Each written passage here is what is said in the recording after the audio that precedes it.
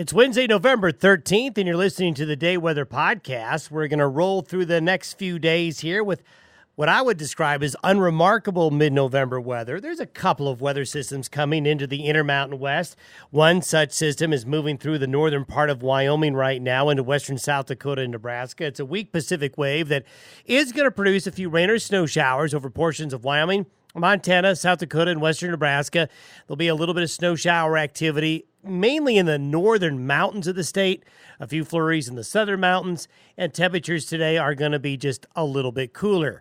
Then we'll have a couple of really nice days, Thursday and Friday. If you need to travel, if you need to do something outdoors, Thursday and Friday will offer up two good mid-November days. It'll be dry, temperatures will rebound with the warmest day being Friday. Then another front is going to arrive late Friday night and Saturday. Now, that one's a bit stronger. Like the front that's coming through today, it's of Pacific origin, not from the Arctic, like the last several fronts we've seen. So we'll see some snow in the mountains, some snow showers and rain showers in the plains, and Saturday going to be kind of a cooler, blustery day. However, by Sunday, it's gone. And by Sunday, Monday into early Tuesday, the weather looks good again. There's a fundamental shift coming up in the weather pattern across North America heading into the second half of November.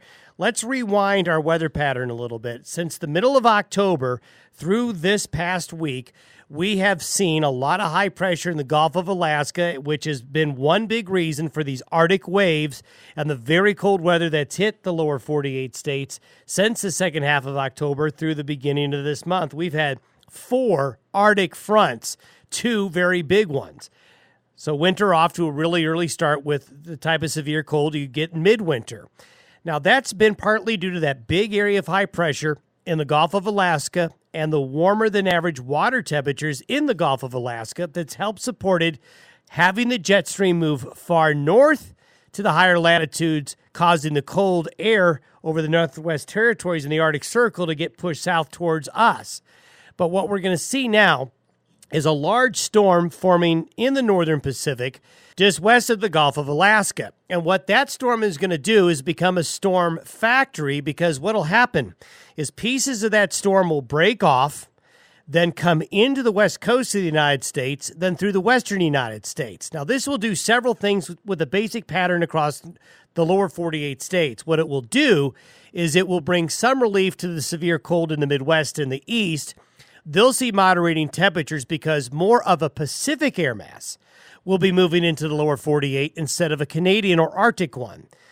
However, it also means a more wet weather pattern for the western United States, which is good news, because this does mean that in the next 2 to 3 weeks, the Pacific Northwest, which has been dry, California, which has been very dry, they're going to start to see an increased chance of getting wet, which they need.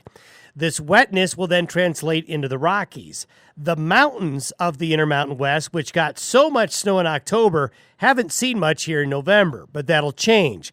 During the second half of November into early December, we start to see the snow getting piled up again in the northern and central Rockies, which will be good for the ski areas to get their season started in December.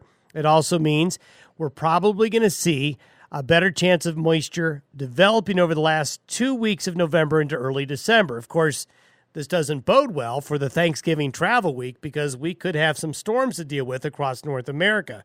So the long-term outlook doesn't look as cold across the lower 48 states, not as cold as it's been and it is now.